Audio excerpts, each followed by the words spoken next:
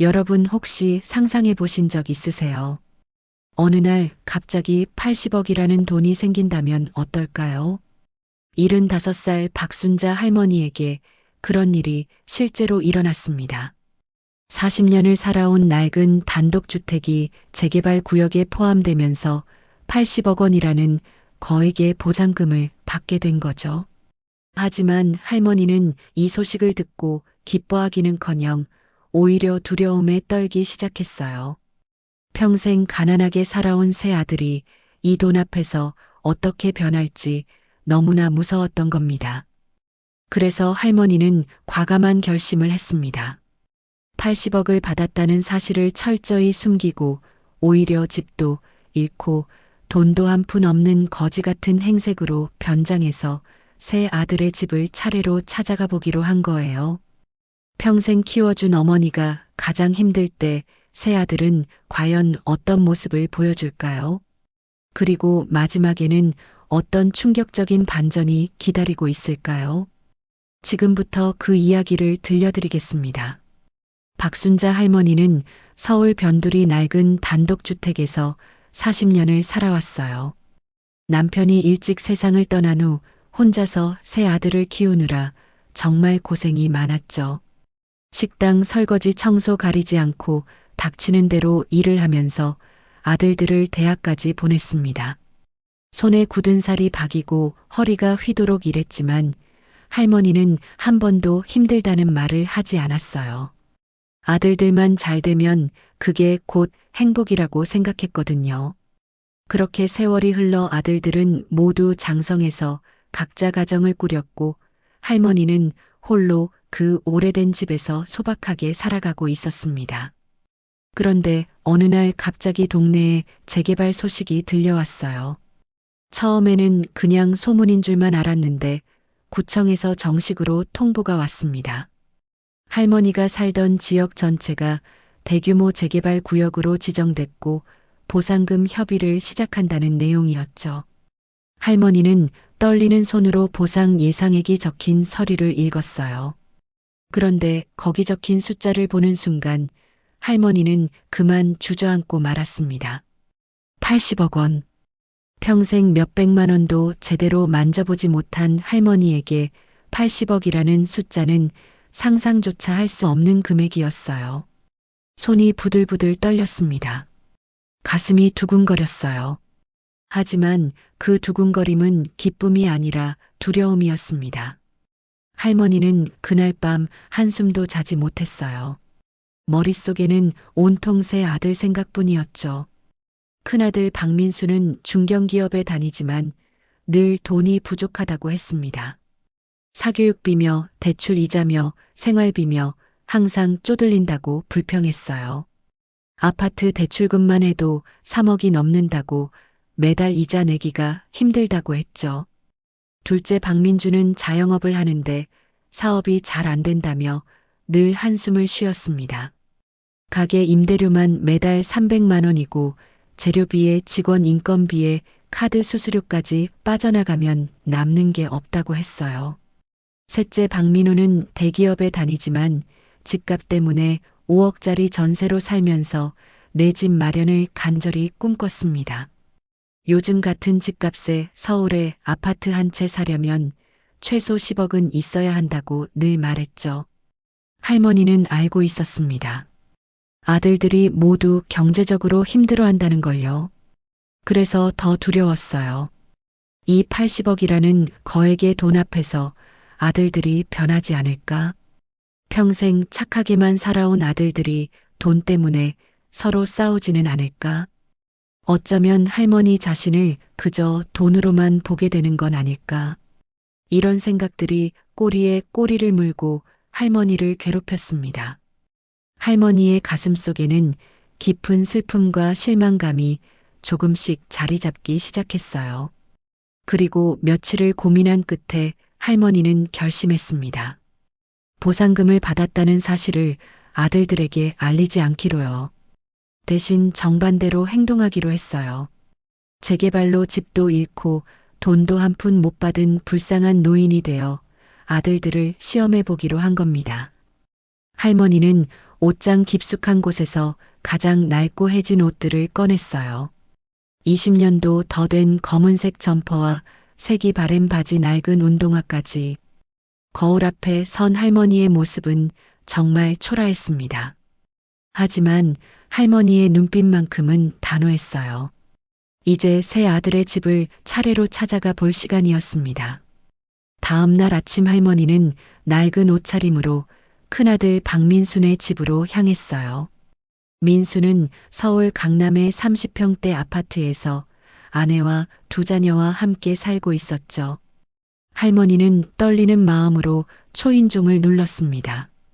잠시 후 문이 열리고 큰 며느리 김지연이 나왔어요.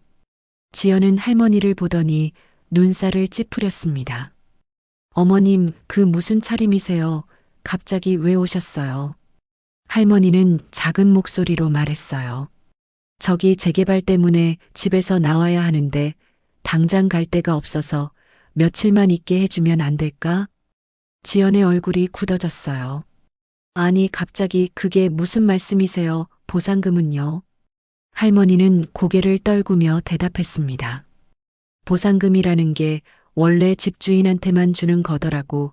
나는 오래전에 명의를 사촌한테 넘겼었잖니. 그래서 한 푼도 못 받았어.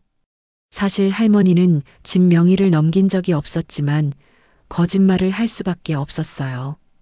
지연은 한숨을 크게 쉬었습니다. 에휴, 그럼 미리 말씀을 하시지 갑자기 오시면 어떡해요. 그때 안에서 민수가 나왔어요. 엄마, 무슨 일이야? 할머니는 아들에게 같은 이야기를 반복했습니다. 민수의 얼굴에도 당황한 기색이 역력했어요. 엄마, 그럼 지금 돈이 한 푼도 없다는 거야? 할머니는 고개를 끄덕였습니다. 민수와 지연은 서로 눈치를 보더니 안으로 들어가 문을 닫고 한참을 이야기했어요. 할머니는 현관 앞에서 초라하게 서 있었습니다. 가슴이 미어지는 것 같았어요. 평생 헌신했던 큰아들의 집 앞에서 이렇게 서 있는 자신의 모습이 너무나 비참하게 느껴졌거든요. 한참 후에 민수가 나와서 말했어요. 엄마, 우리도 형편이 안 좋아. 아파트 대출 이자만 매달 150만 원이야. 거기에 애들 학원비 200만 원 관리비에 생활비까지 하면 정말 빠듯하단 말이야. 여기서 모시기는 솔직히 부담스러워. 동생들한테 가보는 게 어때? 할머니의 눈에 눈물이 맺혔습니다. 하지만 참았어요. 그래, 알았다. 민준이한테 가볼게. 민수는 미안한 듯 지갑에서 5만 원을 꺼내 할머니 손에 쥐어줬어요. 이거라도 쓰시고 택시 타고 가세요. 할머니는 그 돈을 받으며 가슴이 무너져 내리는 걸 느꼈습니다. 평생 모든 걸 다 바쳐 키운 큰아들이 자신을 이렇게 대하다니. 할머니는 고개를 숙이고 민순의 아파트를 나왔어요. 엘리베이터 안에서 할머니는 손으로 입을 막고 흐느꼈습니다. 눈물이 주르르 흘러내렸어요. 가슴속 깊은 곳에서부터 아픔이 밀려왔습니다. 하지만 할머니는 아직 포기하지 않았어요. 둘째 아들 민준이는 다를 거라고 생각했거든요. 할머니는 눈물을 닦고 둘째 아들 민준이네 집으로 향했습니다. 민준은 경기도에서 작은 치킨집을 운영하고 있었어요. 가게 겸 주택으로 쓰는 2층 건물이었죠. 할머니가 가게 문을 열고 들어서자 민준이 놀란 표정으로 물었어요.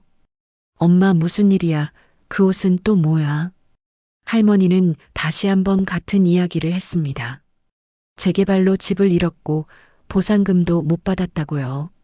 민준의 아내 이수진도 안쪽에서 나왔어요. 어머님, 그럼 지금 갈 곳이 없으시다는 말씀이세요? 네, 며칠만 있게 해줄 수 있을까? 민준과 수진은 서로를 바라봤습니다. 민준이 난처한 표정으로 말했어요. 엄마, 우리도 지금 장사가 안 돼서 정말 힘들어. 임대료만 매달 300만 원인데 요즘 재료비가 얼마나 올랐는지 알아. 달값만 해도 50%가 올랐어. 거기에 직원 월급 250만 원에 카드 수수료에 전기료에 정신이 없단 말이야. 수진도 거들었어요. 어머님, 저희도 솔직히 우리 먹고 살기도 빠듯해요. 이번 달에도 카드값 200만 원 나왔는데 어떻게 내야 할지 막막해요. 위층은 창고로 쓰고 있어서 사람이 지낼 수도 없고요. 할머니는 애원하듯 말했습니다. 창고에서라도 잘게 불편하지 않을게. 아니 엄마 그게 말이 돼. 큰형은 뭐래. 할머니는 작은 목소리로 대답했어요. 형은 형도 힘들다고 하더라. 대출 이자가 많다고. 민주는 한숨을 쉬었습니다. 에휴 막내한테 가봐. 민호가 대기업 다니잖아. 월급이 400만 원이 넘는다더니 형편이 제일 나을 거야. 할머니의 가슴이 또다시 무너져 내렸어요. 하지만 이번에는 눈물을 참지 못했습니다. 눈물이 주르르 흘러내렸죠. 민주는 당황해서 어쩔 줄 몰라 했어요. 엄마 울지 마. 미안해. 우리도 정말 형편이 안 돼서 그래. 수진이 냉장고에서 김밥 몇 줄을 꺼내 봉지에 담아줬습니다. 어머님 이거라도 드세요. 택시비 좀 드릴게요. 그러면서 수진은 3만 원을 꺼내 할머니께 건넸어요. 할머니는 떨리는 손으로 김밥 봉지와 돈을 받았어요. 고맙다. 할머니는 비틀거리며 가게를 나왔습니다. 밖은 어느새 어두워지고 있었어요. 찬바람이 불었습니다. 할머니는 가게 앞 버스 정류장 벤치에 앉아 김밥 봉지를 무릎에 올려놓았어요. 눈물이 멈추지 않았습니다. 둘째 아들마저 자신을 거부했어요. 평생 뼈 빠지게 일하면서 키운 아들들이 정작 자신이 어려울 때는 모두 외면하다니. 할머니의 마음속에는 깊은 상처가 새겨졌습니다. 하지만 할머니에게는 아직 마지막 희망이 남아 있었어요. 막내 민호였습니다. 민호는 항상 엄마를 가장 잘 챙겼던 아들이었거든요. 할머니는 마지막 힘을 내서 민호네 집으로 향했습니다. 할머니는 막내 민호가 사는 인천의 전세 아파트로 갔어요. 이미 밤 9시가 넘은 시간이었습니다. 할머니는 떨리는 손으로 초인종을 눌렀어요. 문이 열리고 막내 며느리 최은영이 나왔습니다. 어머님 이 시간에 웬일이세요? 그 옷은 또 뭐예요? 할머니는 지친 목소리로 사정을 설명했어요. 은영의 얼굴이 점점 굳어졌습니다. 그때 안에서 민호가 나왔어요. 엄마 무슨 일이야? 할머니는 다시 한번 자신의 처지를 이야기했습니다. 민호는 깊은 한숨을 쉬었어요. 엄마 그럼 형들은 뭐래? 형들도 다 힘들다고 하더라. 민호와 은영은 현관 앞에서 할머니를 세워둔 채 안으로 들어가 한참을 이야기했어요. 할머니는 복도에 서서 기다렸습니다. 다리가 후들거렸어요. 가슴이 답답했습니다. 이제 정말 마지막이라는 생각이 들었어요. 한참 후 민호가 나왔습니다. 엄마 우리도 솔직히 형편이 안 돼. 전세금이 5억인데 2년 후면 갱신이야. 요즘 집값 오르는 거 보면 최소 1억은 더 보태야 할 거야. 그거 모으느라 한 달에 200만 원씩 저축하고 있어. 방도 2개뿐이라 아이 방하고 우리 방밖에 없어. 은영도 나와서 말했어요. 어머님 저희가 지금 내 집 마련이 간절해요. 애가 내년이면 초등학교인데 계속 이사 다닐 수도 없잖아요. 솔직히 부담스러워요. 할머니는 그 순간 모든 게 무너지는 걸 느꼈습니다. 마지막 희망마저 사라진 거예요. 할머니의 눈에서 눈물이 주르르 흘러내렸습니다. 이번에는 소리내어 울었어요. 민호야 엄마가 너희들 키우느라 얼마나 고생했는지 아니. 새벽 5시에 일어나서 밤 11시까지 일하고 손이 부르트도독 설거지하고 등 굽도록 청소하고 그렇게 키웠는데 이제 엄마가 힘들다고 하니까 다들 짐이라고 생각하니. 민호는 고개를 돌렸어요. 미안해 엄마 근데 우리도 정말 힘들어. 할머니는 더 이상 말을 잇지 못하고 그 자리에 주저앉고 말았습니다. 복도 바닥에 털썩 앉아 엉엉 소리내어 울었어요. 평생을 자식들을 위해 살아왔는데 정작 자신이 가장 힘들 때 아무도 손을 내밀어주지 않는다는 게 너무나 비참했습니다. 민호와 은영은 난처한 표정으로 서 있다가 결국 현관문을 닫아버렸어요. 할머니는 아파트 복도 바닥에 혼자 앉아 한참을 울었습니다. 가슴이 찢어지는 것 같았어요. 세상이 무너지는 것 같았습니다. 그렇게 한참을 울고 나서 할머니는 천천히 일어났어요. 그리고 비틀거리며 아파트를 나왔습니다. 밖은 이미 깊은 밤이었어요. 찬바람이 뼛속까지 파고들었습니다. 할머니는 근처 작은 공원 벤치에 앉았어요. 하늘을 올려다봤습니다. 별이 보였어요. 할머니는 혼잣말로 중얼거렸습니다. 여보, 당신 말이 맞았어. 사람은 돈 앞에서 다 변한다고 했잖아. 우리 아들들도 결국 돈 없는 엄마는 필요 없나 봐. 할머니의 눈에서 눈물이 또 흘러내렸습니다. 할머니는 그날 밤 공원 벤치에서 밤을 지새웠어요. 추운 날씨에 몸은 떨렸지만 마음은 더 차가웠습니다. 세 아들 모두에게 거절당한 충격이 너무 컸거든요. 다음 날 아침 할머니는 작은 여관을 찾아 들어갔어요. 하루 숙박비 3만 5천 원을 내고 방에 들어갔습니다. 그리고 방에 누워 며칠을 꼼짝도 하지 않았어요.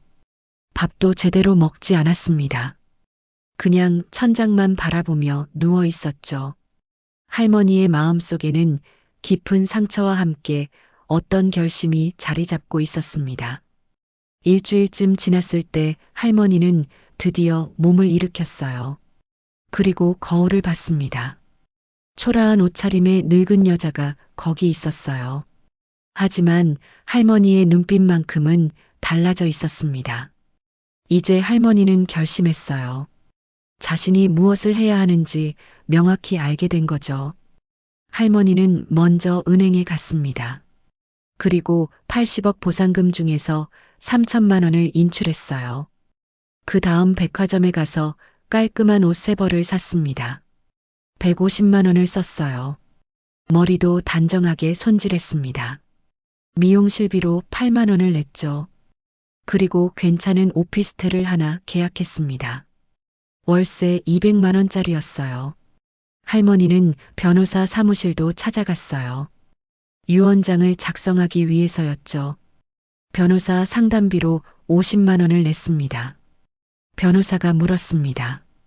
어떻게 작성하시겠습니까? 할머니는 담담한 목소리로 말했어요. 제 재산 80억 원 중 70억 원은 전액사회에 기부하겠습니다. 어려운 노인들과 소외된 아이들을 위해 써주세요. 변호사는 놀란 표정을 지었어요. 가족분들은 어떻게 하시고요? 할머니는 쓸쓸하게 웃었습니다. 가족이요, 저에게 가족은 없습니다. 그렇게 유언장 작성을 마친 할머니는 다음 단계를 준비했어요. 이제 세 아들에게 연락을 할 시간이었습니다. 할머니는 세 아들에게 각각 전화를 걸었어요. 첫 번째는 큰아들 민수였습니다. 여보세요, 민수야, 엄마야. 엄마 어디 계세요? 연락이 없으셔서 걱정했어요. 할머니는 담담하게 말했습니다. 나 괜찮아. 그런데 내가 좀 와줬으면 좋겠어. 할 얘기가 있어. 무슨 얘기인데요? 와서 얘기하자. 주소 보낼게. 할머니는 둘째 민준에게도 똑같이 전화했어요. 그리고 막내 민호에게도요. 세 아들 모두 할머니의 목소리에서 뭔가 달라진 걸 느꼈습니다. 약속한 날 세 아들은 할머니가 알려준 주소로 찾아왔어요. 그런데 그곳은 깔끔한 신축 오피스텔이었습니다. 세 아들은 의아한 표정으로 초인종을 눌렀어요. 문이 열리고 깔끔한 옷차림의 할머니가 나타났습니다. 엄마. 세 아들은 깜짝 놀랐어요. 지난번에 봤던 초라한 모습의 할머니가 아니었거든요. 들어와. 할머니는 담담하게 말했습니다. 세 아들은 영문도 모른 채 안으로 들어갔어요. 거실에는 4개의 의자가 놓여 있었습니다. 할머니는 세 아들을 앉히고 자신도 맞은편에 앉았어요. 그리고 천천히 입을 열었습니다. 너희들에게 할 말이 있어서 불렀어. 새 아들은 긴장한 표정으로 할머니를 바라봤습니다. 할머니는 깊은 숨을 들이쉬고 말을 이어갔어요. 사실 지난번에 너희들을 찾아갔을 때 내가 거짓말을 했어. 새 아들의 눈이 커졌습니다. 재개발 보상금을 한 푼도 못 받았다고 했지 하지만 그건 거짓말이었어. 사실 나는 80억 원을 받았어. 새 아들의 입이 떡 벌어졌어요. 80억이요. 민수가 벌떡 일어났습니다. 그럼 왜 그런 거짓말을 하신 거예요? 할머니는 차분하게 대답했어요. 너희들을 시험해 보고 싶었어. 거액의 돈 앞에서 너희들이 어떻게 변할지 궁금했거든. 그래서 일부러 돈 한 푼 없는 불쌍한 노인 행세를 하고 너희들을 찾아간 거야. 민준이 얼굴이 빨개졌습니다. 엄마, 그게 무슨 말씀이세요? 할머니는 계속 말을 이어갔어요. 그 결과가 어땠는지 너희들도 잘 알잖니. 큰아들은 집에도 들이지 않고 택시비 5만 원 쥐어주며 동생한테 가라고 했지, 둘째는 창고에서 자라고 하더니 결국 막내한테 가보라고 했어. 막내는 전세집 좁다고 짐이라고 생각한다며 문을 닫아버렸지. 새 아들은 고개를 숙였습니다. 할머니의 목소리는 떨리고 있었어요. 너희들을 평생 키우느라 내 인생을 다 바쳤어. 새벽부터 밤늦게까지 일하고 한 끼 제대로 못 먹으면서도 너희들 배는 골키지 않게 했지. 손에 굳은 살이 박이고 허리가 휘도록 일했어. 그렇게 키운 자식들이 정작 엄마가 힘들 때는 다들 외면하더라. 민호가 울먹이며 말했어요. 엄마, 죄송해요. 저희가 잘못했어요. 할머니는 손을 들어 민호의 말을 막았습니다. 이제 들어봐. 내가 결정한 게 있어. 할머니는 가방에서 서류 봉투를 꺼냈어요. 그리고 그걸 테이블 위에 놓았습니다. 이게 뭐냐면 유언장이야. 새 아들의 얼굴이 창백해졌습니다. 엄마, 무슨 소리예요? 할머니는 담담하게 말을 이어갔어요. 나는 이미 결정했어.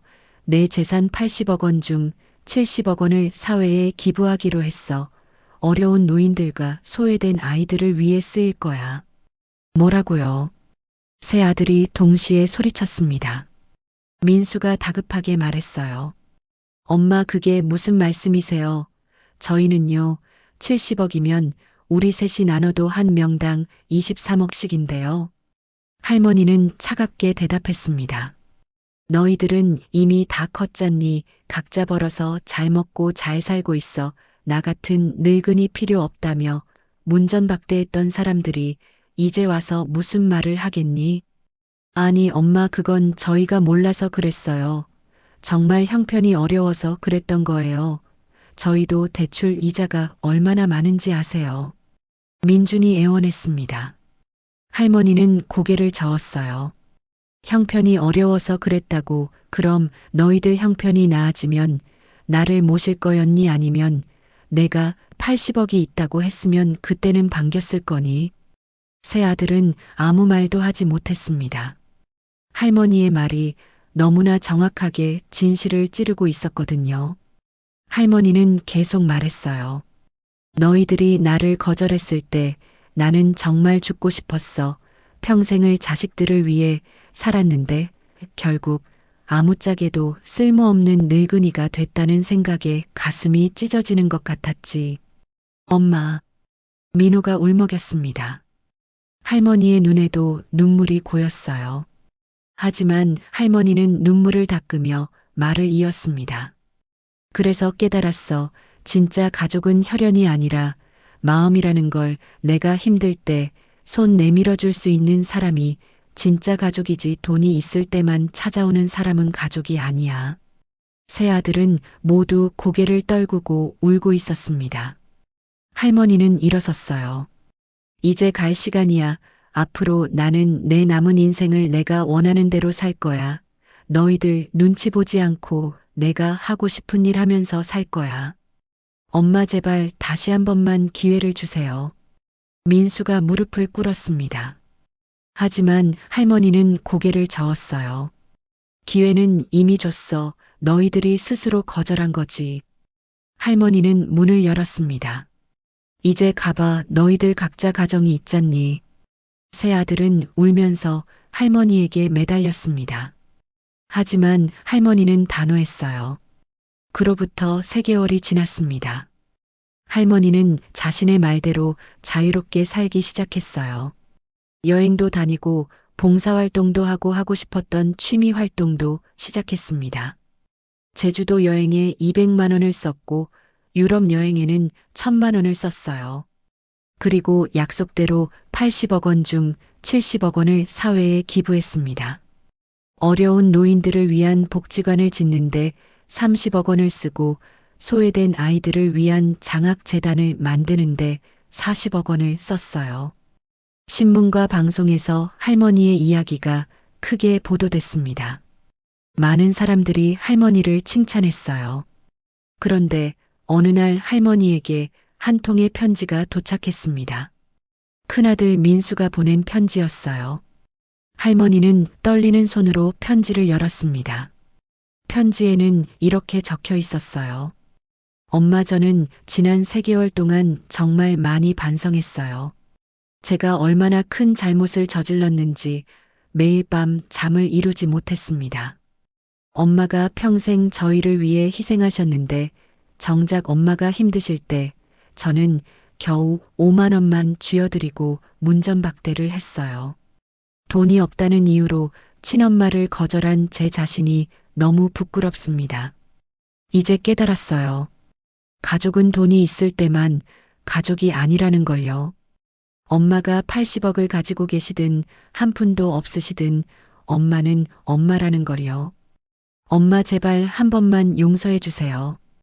이제라도 제대로 효도하고 싶어요. 돈 때문이 아니라 진심으로 엄마를 모시고 싶어요. 할머니는 편지를 읽으며 눈물을 흘렸습니다. 그 후로 둘째 민준과 막내 민호도 각각 찾아왔어요. 세 아들 모두 진심으로 반성하고 있었습니다. 특히 민호는 회사를 그만두고 할머니 옆에서 봉사활동을 돕겠다고 했어요. 할머니는 세 아들을 다시 불러 모았습니다. 그리고 말했어요. 너희들이 진짜 변했는지 아직은 모르겠어 하지만 한 가지는 알아. 너희들이 적어도 자신의 잘못을 깨달았다는 것만은 확실해. 엄마. 세 아들이 동시에 불렀습니다. 할머니는 부드러운 미소를 지었어요. 그래서 결정했어. 유언장을 일부 수정하기로 했어. 세 아들의 눈이 커졌습니다. 70억은 여전히 사회에 기부할 거야 하지만 남은 10억은 너희들에게 나눠줄게. 한 명당 3억씩 너희들 대출도 갚고 집도 마련해. 세 아들의 눈에 눈물이 고였습니다. 하지만 할머니는 계속 말했어요. 조건이 있어. 그 돈의 일부는 반드시 어려운 사람들을 돕는 데 써야 해. 최소한 3천만 원씩은 기부해야 해. 내가 시작한 봉사활동을 이어가는 거지. 세 아들은 고개를 끄덕였습니다. 알겠어요, 엄마. 그리고 할머니는 마지막으로 말했어요. 진짜 부는 돈이 아니야. 사람을 얼마나 사랑하고 베풀 수 있느냐가 진짜 부자야. 나는 80억을 받았지만 진짜 부자가 된 건 그 돈을 나눌 수 있게 됐을 때였어. 세 아들은 눈물을 흘리며 할머니를 껴안았습니다. 엄마, 감사해요. 정말 큰 걸 배웠어요. 할머니도 아들들을 꼭 안아줬어요. 그리고 그제야 할머니의 마음속 응어리가 풀리기 시작했습니다. 그 후로 세 아들은 정말 변했어요. 민수는 주말마다 복지관에서 봉사활동을 했습니다. 민주는 가게 매출의 10%를 매달 어려운 이웃에게 기부했어요. 민호는 아예 비영리 단체에 취직해서 할머니가 만든 재단 일을 도왔습니다. 할머니는 이제 진짜 행복했어요. 돈 때문이 아니라 아들들이 진심으로 변했다는 걸 알게 됐으니까요. 그리고 할머니는 깨달았습니다. 때로는 가장 큰 시련이 가장 큰 가르침이 된다는 걸요. 거지 행색으로 아들들을 찾아갔던 그날이 오히려 가족에게 진짜 중요한 게 뭔지 가르쳐 준 날이었다는 거리요. 할머니는 이제 남은 인생을 아들들과 함께 의미 있게 살아가고 있습니다. 돈이 아니라 사랑으로 말이죠. 여러분, 이 이야기가 우리에게 주는 교훈은 명확합니다. 진짜 가족은 부유할 때만 곁에 있는 게 아니라 가장 힘들 때도 함께 있어주는 사람이라는 거예요. 그리고 진짜 부는 돈이 아니라 사랑을 나눌 수 있는 마음이라는 것이죠. 부모님이 살아계실 때 잘해드리세요. 돈이 있든 없든 부모님은 부모님입니다. 나중에 후회하지 마세요. 오늘 이 이야기가 여러분 모두에게 작은 깨달음이 되기를 바랍니다. 감사합니다.